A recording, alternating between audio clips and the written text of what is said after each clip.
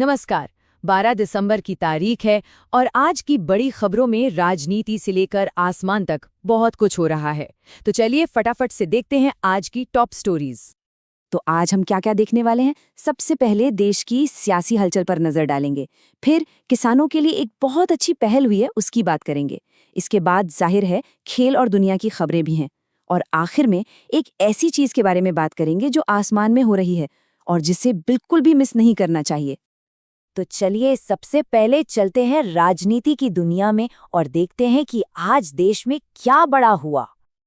आज की पहली खबर थोड़ी दुखद है। भारतीय राजनीति के एक बहुत ही अनुभवी नेता, पूर्व केंद्रीय गृह मंत्री शिवराज पाटिल अब हमारे बीच नहीं रहे। 90 साल की उम्र में उनका निधन हुआ है और कह सकते हैं कि उनके जाने से भारतीय राजनीति का एक बड़ा अध्याय खत्म हो गया। अब जरा एक बयान पर ध्यान देते हैं जो अमेरिका से आया है, और ये सिर्फ एक लाइन नहीं है, बल्कि ये इशारा कर रहा है कि दुनिया में पावर डायनामिक्स कैसे बदल रहे हैं।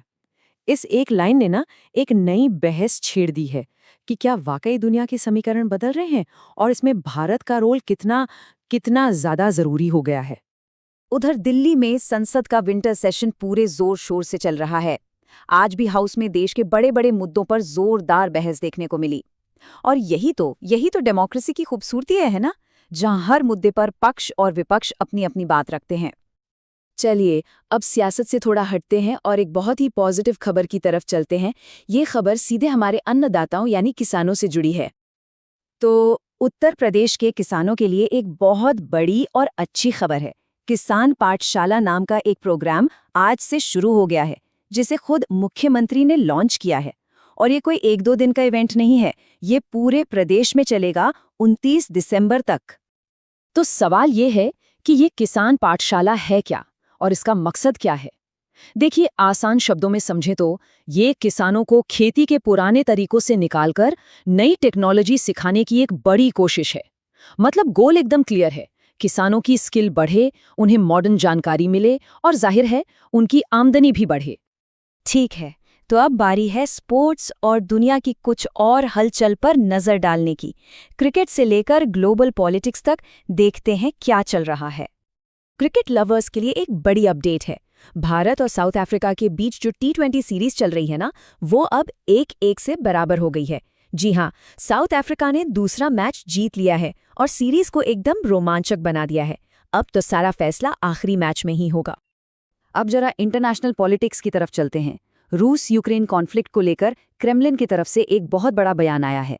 उन्होंने कहा है कि डॉनबास में शांति समझौता होने के बाद भी उनकी सेनाएं वहां मौजूद रहेंगी। देखिए, इस बयान का मतलब बहुत साफ है। भले ही लड़ाई रुक जाए, लेकिन उस इलाके पर रूस अपना कंट्रोल बनाए रखना चाहता है, और ये उस रीजन के भविष्य पर कई बड़े सवाल खड़े करता है। और अब चलते हैं दिन की आखिरी और मेरे हिसाब से सबसे दिलचस्प खबर की तरफ। ये खबर हमें सीधे आसमान की ओर ले जाएगी, प्रकृति के एक शानदार नज़ारे के पास। तो आज रात आसमान की तरफ देखना बिल्कुल मत भूलिएगा। क्यों? क्योंकि जेमिनिड्स मीटियोर शावर यानी उल्का वर्षा आज रात अपने पीक पर होगी। इसका मतलब ये है कि आसमान में हर घंटे 100 से भी ज्यादा टूटते हुए तारे दिख सकते हैं। सोचिए क्या कमाल का नज़ारा होगा वो। तो अब सवाल उठता है कि भाई इस खूबसूरत नज़ारे को देखा कैसे जाए, कहाँ जाकर देखें? क्या इसके लिए कोई स्पेशल टेलीस्कोप वगैरह चाहिए? और अच्छी बात यह है कि नहीं, आपको किसी टेलीस्कोप या दूरबीन की जरूरत नहीं है। बस कुछ सिंपल सी बातें ध्यान में रखनी है। शहर के लाइटों से कहीं दूर निकल जाइए, कोई अंधेरी खुली जगह ढूंढिए, और हाँ, अपनी आंखों को अंधेरे में एडजस्ट होने के लिए थोड़ा टाइम दीजिए, करीब 15-20 मिनट बस। फिर आराम से बैठिए और आसमान में होने वाले स्लाइड शो का मजा लीजिए। तो ये थीं आज की कुछ बड़ी और अहम खबरें।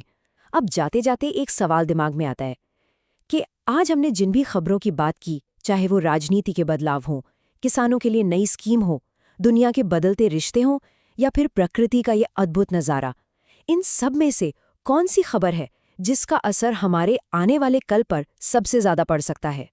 इस पर सोचिएगा ज़रूर।